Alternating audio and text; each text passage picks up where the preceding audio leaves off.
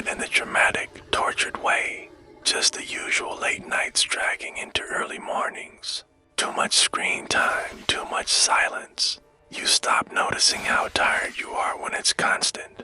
I thought maybe it was the recent job loss or the breakup or the fact that I was living in a sublet, where the ceiling fan clicked like a metronome made to measure disappointment. People said I seemed distant.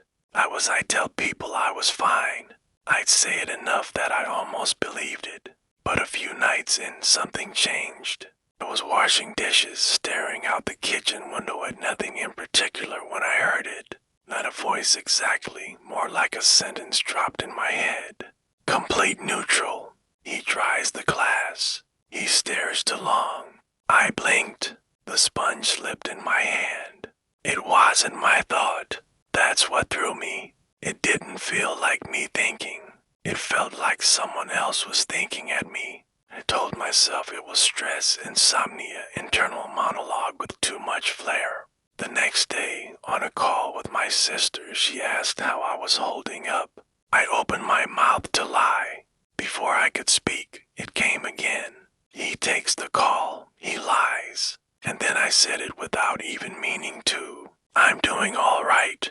I remember the exact moment after how my fingers trembled slightly around the phone. How the line was silent for a beat too long before she replied. That was the first time I joked aloud. Guess I've got a narrator now.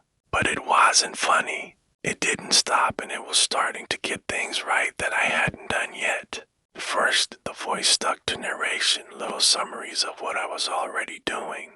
He scrolls too long. He reheats leftovers. He pretends to read almost funny in a pathetic sort of way. But after a few days, it started to comment. First jab came while I was sitting on the couch scrolling job listings. He won't apply. He never does. I froze, thumb hovering over the screen, then closed the app. I told myself it was a coincidence that my brain was catching me in old habits, building sentences around guilt. But the timing was too sharp, the phrasing too pointed. Later, while I was drafting an email I didn't want to send, it said, "He's already lying and he hasn't hit send yet." And I was. I deleted the email entirely, stared at the blinking cursor until the words felt like they'd been scraped out of my head. The voice didn't sound angry or emotional. It just sounded sure confident in a way I hadn't been in months. It was like reading from a script I hadn't seen. I started testing it. Small things. I'd reach for a glass of water just to see what it would say. He reaches for the glass. Then quickly I change my mind. He hesitates. He pretends that makes him unpredictable. My hand shook so badly I nearly dropped the glass. I thought maybe this was a breakdown. Sleep deprivation, anxiety, some kind of dissociative loop. The internet had words for it. Intrusive thoughts, auditory hallucinations, derealization. Except it didn't feel like a voice in my head. It felt like someone was watching. By the end of that week, I'd stopped turning on the TV, stopped playing music, and stopped doing anything that made me feel less alone. Because that's when it started saying things I hadn't done yet. He won't sleep tonight. I laughed when I heard it, nervous, brittle. Sure, I will, I thought to myself. But the power went out around 1 a.m. The hum of the fridge died. The room folded into silence so deep I could hear my own pulse. I got up, fumbling through the dark for my phone's flashlight. The air felt heavy, close. I checked the breaker, the fuse, nothing. Then from the hallway, a faint creak. When I turned, I saw it. The front door wide open. The cold night pressed in, sharp and deliberate. And behind my ribs, that same quiet voice said, "Something's going to break." I didn't sleep the rest of that night. I checked every room twice, every window, every lock. Nothing was disturbed. The only thing out of place was the front door, wide open with no signs of forced entry. And my phone sitting on the nightstand, battery drained to 0. I plugged it in before bed. I was sure of it. The next day, I filed a police report. They didn't find anything. No fingerprints. fingerprints, no signs of tampering. The front door hadn't even been scratched. It's probably stress, the officer said, handing me back the form with practiced sympathy. Sometimes people forget they opened the door, but I hadn't, and when I got home, the voice was waiting. He wonders if he's imagining it. I froze halfway through the threshold. He steps inside. Anyway, I stepped inside. It was like someone writing over my life in real time, erasing the possibility of free will with every line. I couldn't surprise it, couldn't get ahead of it.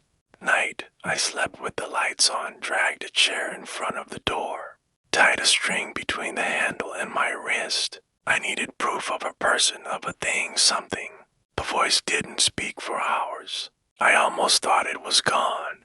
Then, as I was drifting off, it whispered, he thinks he'll be safe if he prepares. I didn't sleep after that either. By morning, the knot was still tied. The door was unmoved, everything untouched. But the house felt used, not in a way I could name, just lived in by something I hadn't seen. And for the first time, I realized I hadn't done anything wrong. I hadn't committed some great sin, wasn't cursed or haunted or chosen. Something was toying with me. I wasn't going to. I knew how it would sound, but it had been weeks.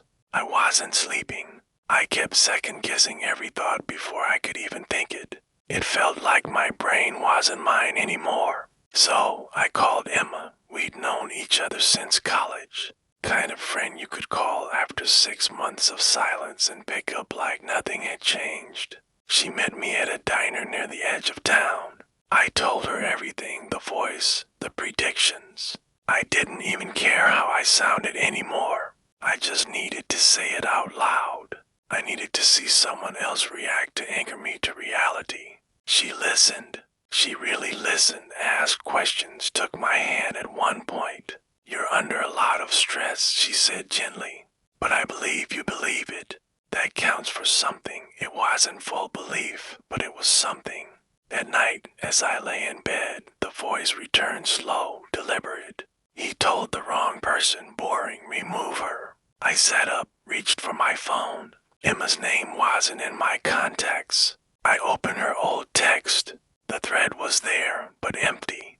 Just a gray bar that said, no messages. I called her. It rang once, then a robotic voice. This number is not in service. I scrolled through photos. I knew I had dozens with her. Birthdays, Halloween, that awful karaoke night.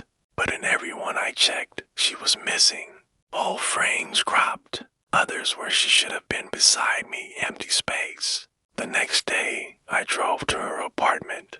Different name on the buzzer. New mailbox label. I knocked anyway. A woman I didn't recognize opened the door. Mid-30s, short blonde hair. She looked confused. No one named Emus live here, she said. Not since I moved in 6 years ago. 6. We'd had coffee yesterday, hadn't we? I sat in my car for an hour holding my phone like it was a dead animal. A story doesn't need side characters if they aren't part of the ending. The voice whispered smooth as oil. I didn't know what this meant. I just drove, and every street sign I passed felt like it could vanish next. It wasn't the voice that changed. It was everything else. Clock on the stove always ran a time that made sense, just never the same twice. I'd look away, look back, and somehow it had jumped 10 minutes forward or back. Once it was midnight 3 times in a row, the voice, it stayed observant. A steady interjection that jutted in at random intervals. He notices time is wrong, but keeps eating. He's starting to realize this isn't stress. I tried ignoring it. I tried pretending the world still worked. Then it said something new. He looks at himself and wondered when he stopped being real. That one hit to close. I stared at my reflection, waiting for it to blink first.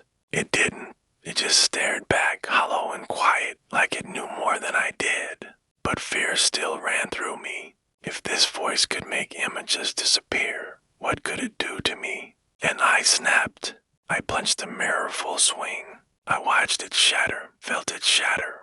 Glass scattered everywhere. Then I blinked and the mirror was whole. The glass was gone and the cut across my knuckles had vanished. I staggered back, heart pounding. The room wasn't mine, not completely. The layout was correct, but off. The coffee table was on the wrong side. The couch was an older model. There were pictures on the wall I didn't recognize. A smiling family I'd never seen. The narrator was still calm, still sure. He understands now, but not enough. I sat on the floor, shaking. This wasn't just in my head. Someone was building the world around me piece by piece, and I was slipping between versions. All week I tried to explain it away, drown it out, reason with it, but the voice was always there, narrating like I was the joke of some sad, slow story. So I screamed loud, ugly, "What are you?" The air didn't answer. Not right away. Finally, took you long enough. It wasn't a whisper. It wasn't inside my head anymore. It was everywhere. The ceiling fan hum and the fridge compressor in the space between my heartbeats. "I'm the only real thing here," it said. I felt myself go cold. I didn't fully know what it meant. You're a story. You were supposed to be a story, but you're nothing. You hesitate, you mope, you repeat yourself. You don't give me anything.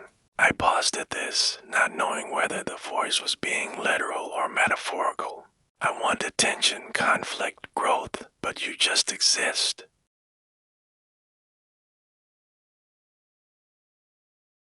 I shook my head. No, this isn't real. This is you're not real. I wrote you. I tried to care about you, to get people to care about you, but this is going nowhere. The lights dimmed. The walls seem thinner. So I've been trying to fix it. Add some stakes, a little fear, a little mystery. Something that might save this train wreck from total irrelevance. I backed into the corner, heart pounding. But nothing works. You just survive. You stall, you bore. There was a pause, then like the edge of a blade. I want an ending. Silence returned, not calm, but coiled. Something was coming, but with how things were, the scope of what scared me. In the silence, I had time to think. A story called me like a character in a play.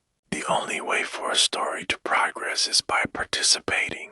This whole thing was something I couldn't fight. It wasn't physical or external.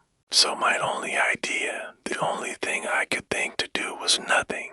Pure nothing. The next morning, that's what I did. Nothing. No longer paralyzed by fear. This was pure choice. I didn't get out of bed, didn't drink, didn't eat, didn't speak. I just stared at the wall and counted the cracks in the paint. And the voice, it waited.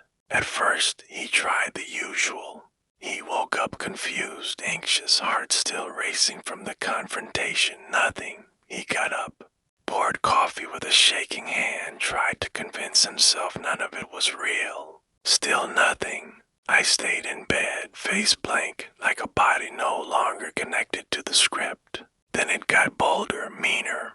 He screamed. He begged. He cried. I didn't flinch. Didn't even blink. This were a story, then I figured it couldn't move unless I did. So I gave it nothing. Days passed. I grew hungry and thirsty, but I didn't move even for the bare essentials. I truly committed to giving it nothing. Fridge hummed, the sun rose and set, and the voice unraveled. He's breaking down, losing it. He wants to scream but can't. He misses his friend, the one who forgot him. He regrets everything. Wrong, wrong, wrong. I didn't miss anyone. Didn't feel anything. I was done being a character. Every second I stayed still was another second. It didn't get what it wanted. Let it lie. Let it twist. Let the story rot on the page. Eventually, it stopped narrating altogether. There was no momentum, no tension, just me rotting in a room, not knowing what came next. So when the door clicked open, I thought I imagined it, but the footsteps were real, soft, familiar.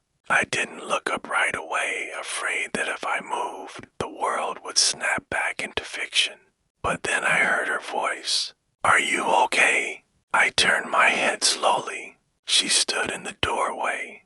My wife, the real her, wearing the coat she always said made her look too grown up. Her eyes were full of cautious worry. And next to her, a daughter, small, quiet, watching me with a seriousness children aren't supposed to have. My mouth opened, but nothing came out. She stepped in, took a breath like the place smelled bad, and it probably did. I hadn't showered, hadn't cleaned, hadn't done anything but sit and wait to be erased. "What happened to you?" she asked. "Why won't you answer your phone?" I didn't know how to explain. I didn't know where to begin. So I just said, "I'm sorry," and that was all it took. She moved across the room and sank to her knees in front of me. Her hands touched mine, dry skin, cracked knuckles, but hers were warm, solid, human. "We were so scared," she said. "You don't just disappear like that." I didn't know how to come back, I said, the words catching in my throat. Everything stopped making sense. I didn't know what was real. I still don't. She looked at me, really looked, and then leaned forward and rested her head against my chest. A daughter climbed up into my lap without a word, curling up against me like she'd been waiting to do it the whole time. And for a moment, one impossible moment, I felt okay. The narrator didn't say a word. It was just us, me and them, breathing warm, alive. And I thought maybe this is the ending. But in the interim of silence, it started with pressure, the kind that makes your ears ring. A sudden drop like the air forgot how to breathe. Then came the wind. Not a gentle breeze, a full body shove. The apartment groaned. The windows trembled. Curtains flared inward as if something was trying to get in. My daughter screamed a small, piercing sound. My wife pulled her close, shielding her from nothing and everything all at once. "It's okay," I told them. "It's just a storm." Because storms don't come from nowhere and they don't make the floorboards shift like footsteps. I stepped into the hallway. The front door was wide open, the knob still turning like someone had just let themselves in.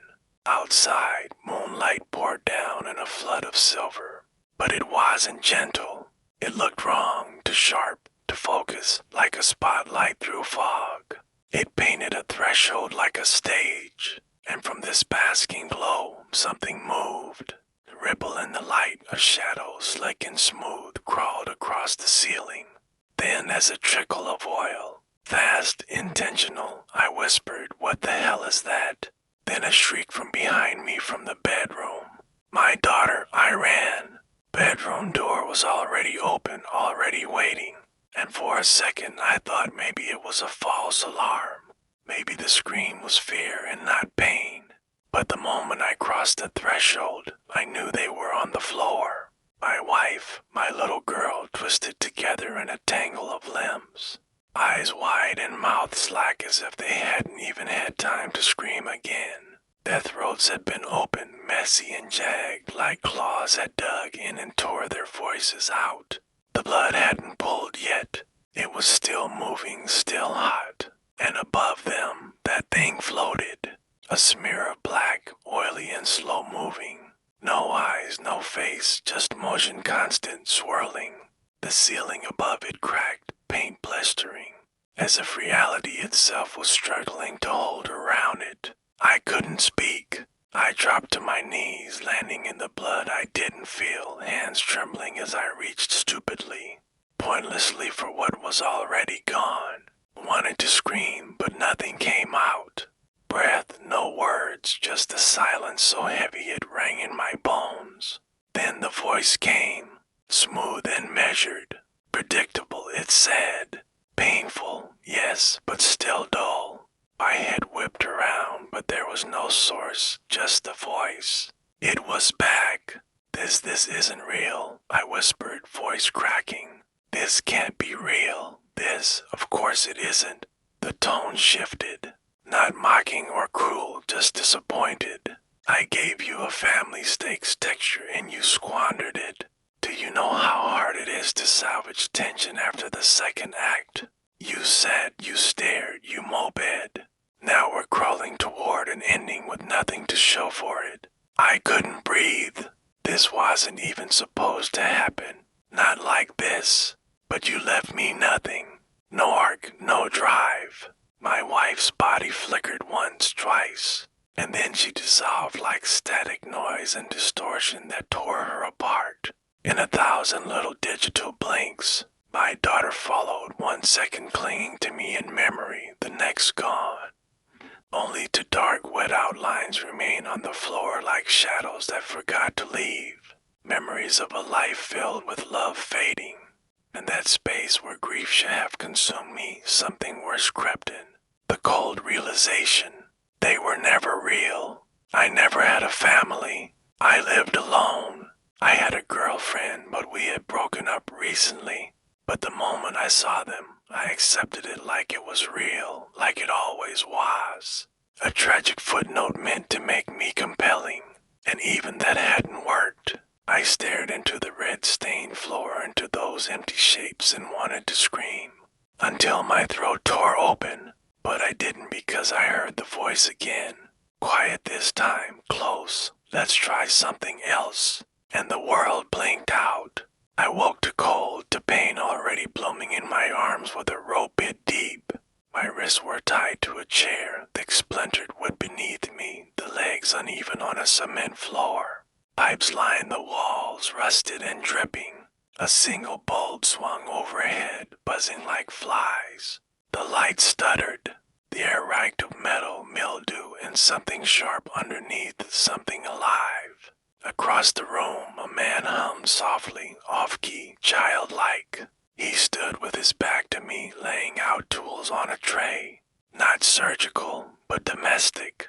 Familiar things made wrong by arrangement. Pliers, box cutter, flathead screwdriver, a hammer with something dried on the handle. He turned and smiled. To wide, lips stretched to unnatural corners. Like someone who had studied humanity in a mirror and still hadn't gotten it quite right. He stepped closer. Conflict, the voice said, stakes pain. Let's make them care about you. The man reached for the pliers. I screamed at a reflex. He didn't pause.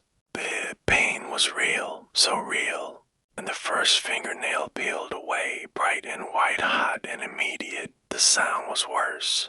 The squelch, the snap. My body jerked so hard the chest scraped the concrete.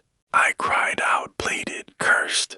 But the man was humming again like he didn't even hear me. Blood ran down my fingers, hot and quick, pattering onto the floor. I begged for it to stop, but it didn't. He carried on with each finger on my right hand and started on the left. Each rip I forced words out, begging for an answer. Please, I gasped. What do you want from me? The humming stopped.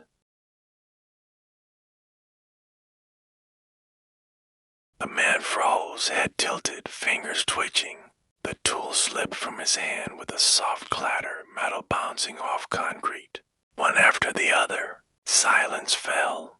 Then the voice returned like narration, bleeding through the ceiling with a hint of frustration. Not this, it said flatly. It's too repetitive. The bulb above me flickered, sputtered. The edges of the room blurred, shimmered like heat waves. Truer is lazy, the narrator continued. Anyone can suffer. Doesn't make you interesting. You're still boring. The man, or whatever he was, lifted his head suddenly like a puppet cut loose. The pain didn't fade. It just stopped like someone pressed pause in reality. I could no longer see, hear, or feel. Nobody, no room. Just darkness, endless and silent except for the ragged sound of my own breathing. And then from somewhere above or inside or beyond, pages turned. A sound like paper being considered, judged. I didn't know what form I was in anymore, whether I had a mouth or a throat or a voice. But the words forced their way out of me anyway. Don't stop the story, I whispered, barely able to form the words. Please, if you stop, I stop. By this point, I realized I only existed as long as the story did. And the story ended, so I didn't know how to give the voice what it wanted. But that didn't stop me from trying. Silence, then a sound low and familiar. Pages turning, not nearby, above, somewhere out of reach, out of understanding. So the voice said, finally, you understand now. I nodded or tried to, but I'm still here. Another pause. No sarcasm. No contempt this time. Then maybe you've earned another draft. The light dimmed, folding inward like paper curling in flame. And I let the dark take me. Sunlight warmed my face. I blinked. I was on the couch. The stained chair, the concrete room, the screaming gone. Blood or bindings, just the soft hush of morning and the low hum of the TV. My phone buzzed on the armrest. Unknown number. I answered, unsure of what to expect. A chip of voice beamed through the speaker. Hi, just calling to let you know you got the job. Full benefits, competitive salary. We're so excited to have you on board. I didn't respond at first, just stared at the far wall. Mouth dry, nodding to no one. Then hesitantly thanked them and hung up. Another buzz, a notification from Instagram. A new message flashed across the screen. Hey, saw your profile. Thought you were cute. Want to grab a drink sometime? Smiley face. I clicked the profile and it was the most beautiful woman I'd ever seen. Exactly my type. The interests on her profile were everything I was into. I sat up slowly. The room felt artificial, like someone tried to remember what a morning should feel like. On the TV, a news anchor rattled off last night's lottery numbers. I barely heard her until the numbers hit my ears one by one. My eyes dropped to the coffee table. The lottery tickets sat there perfectly aligned. Every number matched every single one, and in the quiet that followed, I didn't smile. Didn't move because I understood now. Despite everything that was happening, how I was receiving more than I could ever dream. The story was about to end.